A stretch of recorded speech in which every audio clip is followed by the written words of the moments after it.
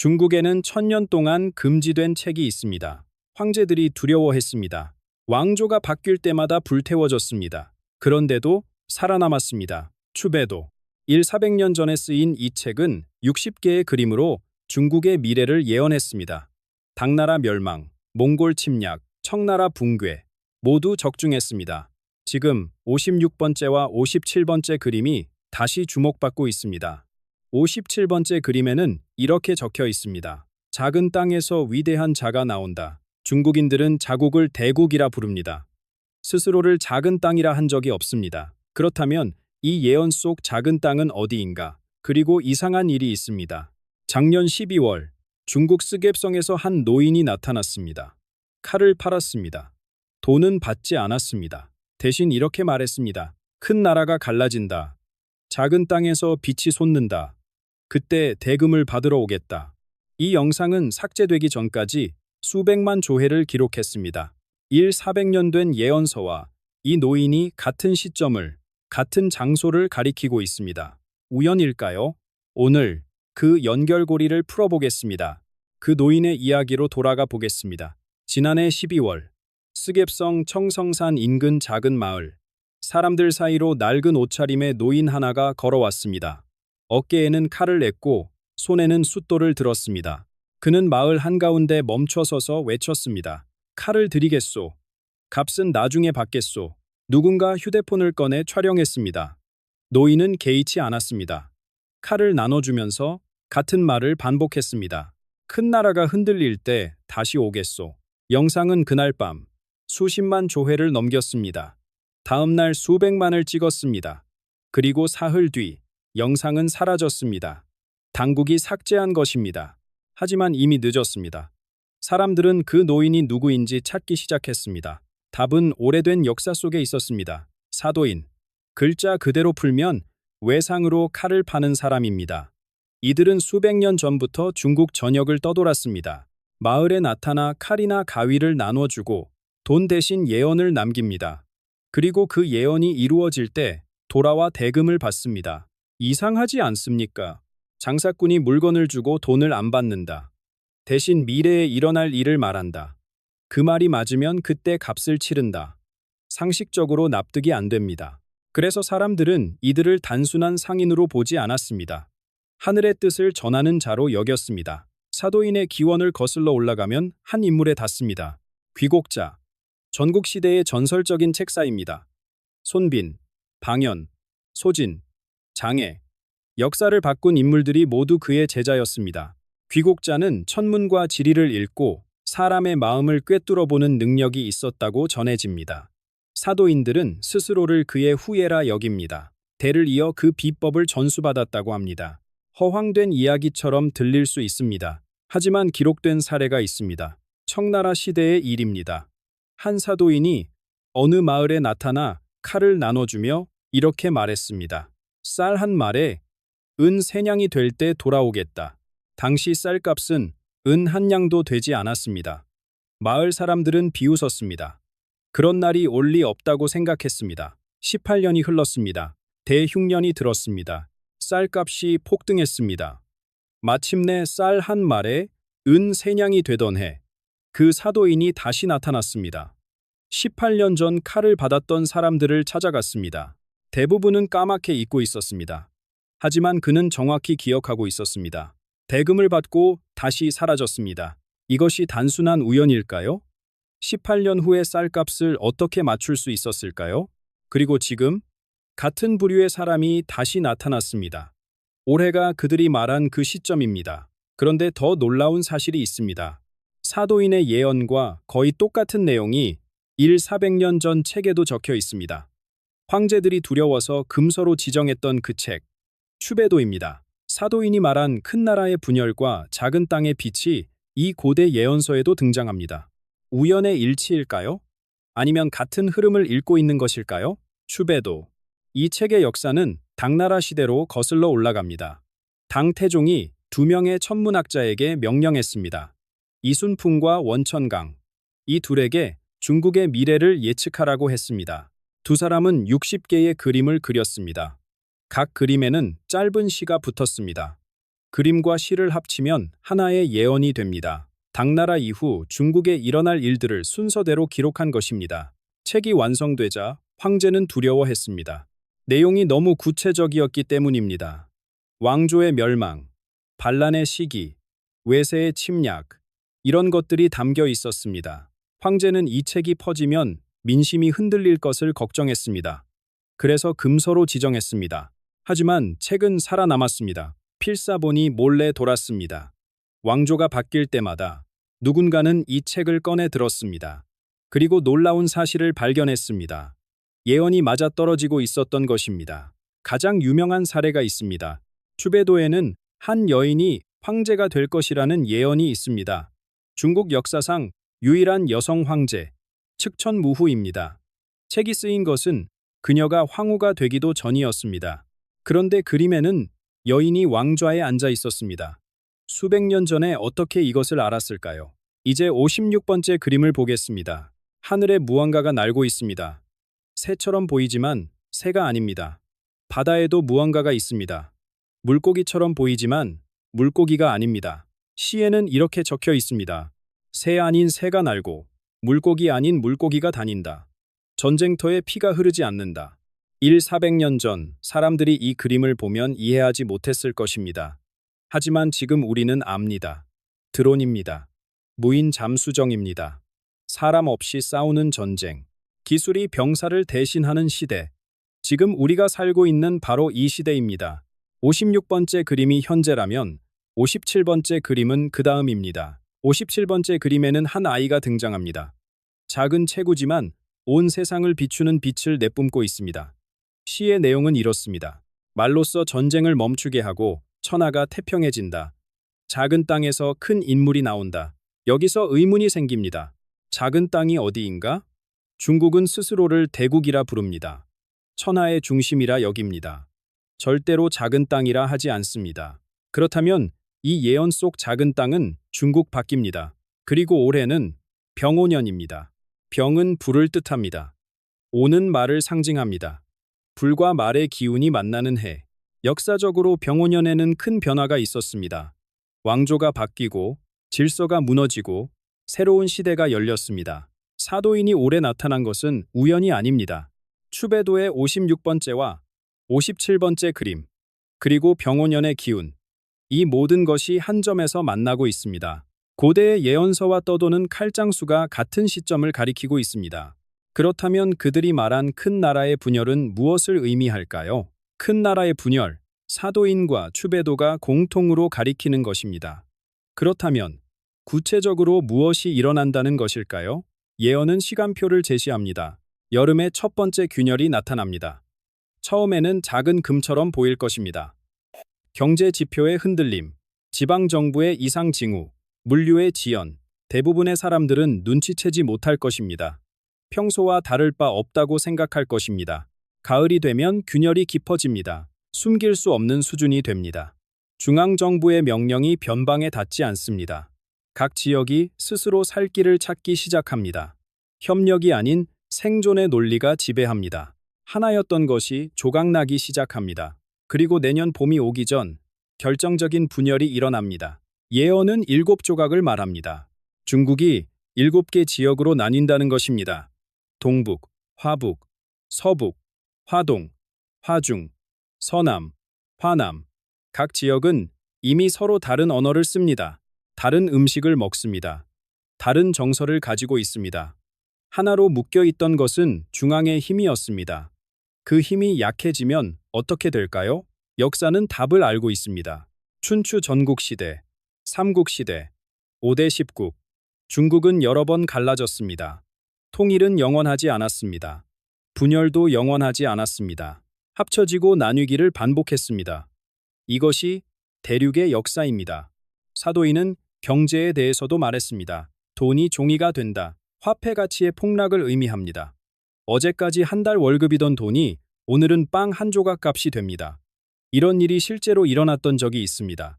독일의 바이마르 공화국, 짐바브웨, 베네수엘라. 경제가 무너지면 사회도 함께 무너집니다. 물류가 끊깁니다.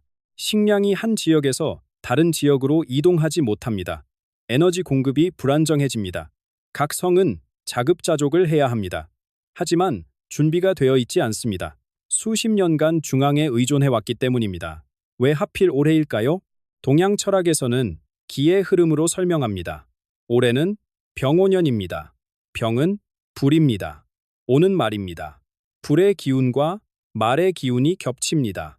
둘 다 뜨겁고 빠르고 격렬합니다. 이 에너지가 만나면 폭발적인 변화가 일어납니다. 역사를 보면 병오년에 큰 사건이 많았습니다. 왕조가 무너졌습니다. 나라가 갈라졌습니다. 새로운 질서가 태어났습니다. 파괴와 창조가 함께 온 해였습니다. 올해도 그런 해입니다. 음이 극에 달하면 양이 옵니다. 팽창이 극에 달하면 수축이 옵니다. 이것은 저주가 아닙니다. 자연의 순환입니다. 거대한 것은 언젠가 나뉘고 나뉜 것은 언젠가 다시 모입니다. 중국의 변화가 시작되면 그 영향은 어디로 퍼질까요? 가장 먼저 흔들리는 곳이 있습니다. 가장 먼저 흔들리는 곳, 바로 북녘입니다. 나무가 뿌리 없이 설 수 없듯이 의지하던 곳이 무너지면 함께 쓰러집니다. 북녘의 경제는 대부분 중국에 기대어 있습니다. 식량, 에너지, 생필품, 국경을 넘어 들어오는 것들이 그곳 사람들을 먹여 살립니다. 그 흐름이 끊기면 어떻게 될까요? 답은 이미 역사 속에 있습니다. 90년대 중반, 소련이 무너진 뒤 북녘에 어떤 일이 있었는지 기억하실 것입니다. 후원자를 잃자 식량난이 왔습니다. 수많은 사람이 굶주렸습니다. 그때는 중국이 손을 내밀었습니다. 최소한의 생명줄을 유지해줬습니다. 이번에는 다릅니다. 중국 스스로가 혼란에 빠져 있습니다. 자기 지역도 감당하기 어려운 상황에서 이웃을 도울 여력이 없습니다. 불이 난 집에서 옆집 걱정할 수 없는 것과 같습니다. 생명줄이 끊깁니다. 예언은 구체적인 시점을 말합니다. 가을 바람이 불 때. 올해 11월입니다. 가을은 수확의 계절입니다. 하지만 동시에 낙엽이 지는 계절이기도 합니다. 익은 것은 거두어지고 생명력을 다한 것은 떨어집니다. 자연의 이치가 인간 세상에도 적용됩니다. 11월이 중요한 이유가 있습니다. 겨울을 앞두고 있기 때문입니다. 혹독한 추위가 오기 전에 식량과 연료를 확보해야 합니다. 이것은 생존의 문제입니다. 비축할 것이 없는 상태로 겨울을 맞이하면 버틸 수 없습니다. 외부 지원은 끊겼습니다. 내부 자원은 고갈되었습니다. 체제를 유지할 힘이 없습니다. 예언은 이렇게 말합니다. 올해가 북녘이 독립된 정치체로 존재하는 마지막 해라고. 70년 넘게 이어져 온 분단이 끝을 맞는다고. 철조망이 의미를 잃는다고. 놀라운 것은 변화의 속도입니다. 예언은 이 전환이 빠르게 진행된다고 말합니다. 겨울이 오기 전에 마무리된다고 합니다. 오랜 시간 끌지 않습니다. 유혈 충돌도 크지 않습니다. 힘으로 유지되던 것이 그 힘을 잃으면 순식간에 무너집니다. 베를린 장벽을 생각해 보십시오. 수십 년간 굳건할 것 같던 벽이 하룻밤에 무너졌습니다. 아무도 예상하지 못했습니다. 역사는 천천히 흐르다가 어느 순간 급류가 됩니다. 쌓인 것이 한꺼번에 터져 나옵니다.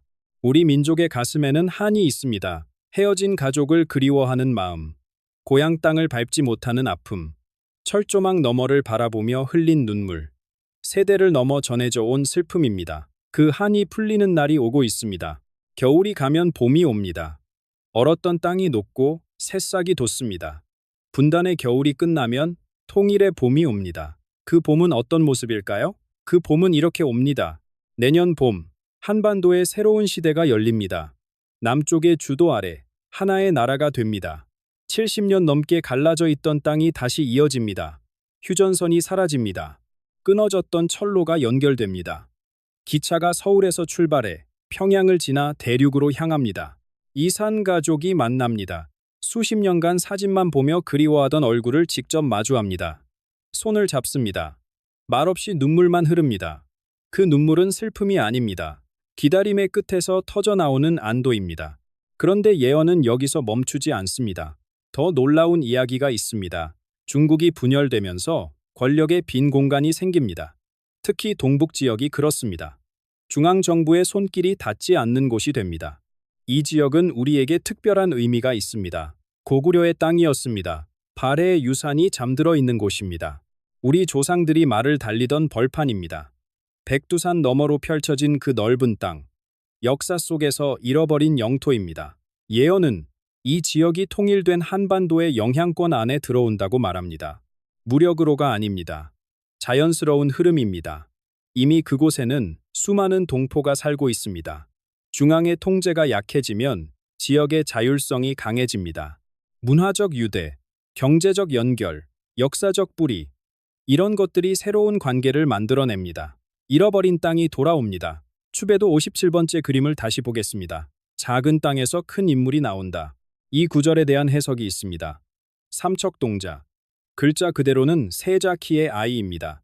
하지만 여기서는 위대한 지도자를 상징합니다. 작은 땅에서 나와 온 세상을 밝히는 존재입니다. 그가 한반도에서 태어난다고 예언은 말합니다. 이 지도자는 군대를 이끌지 않습니다. 무기로 정복하지 않습니다. 돈으로 사람을 사지 않습니다. 그의 힘은 다른 곳에서 옵니다. 지혜입니다. 덕입니다. 말과 생각의 힘입니다. 전쟁을 말로 멈추게 합니다. 갈등을 대화로 풉니다. 사람들이 스스로 그를 따릅니다. 강요가 아니라 감화입니다. 공자가 꿈꾸던 지도자의 모습입니다. 노자가 말한 진정한 왕의 길입니다. 왜 한반도일까요? 우리 민족은 고난을 통해 단련되었습니다. 침략을 받았습니다.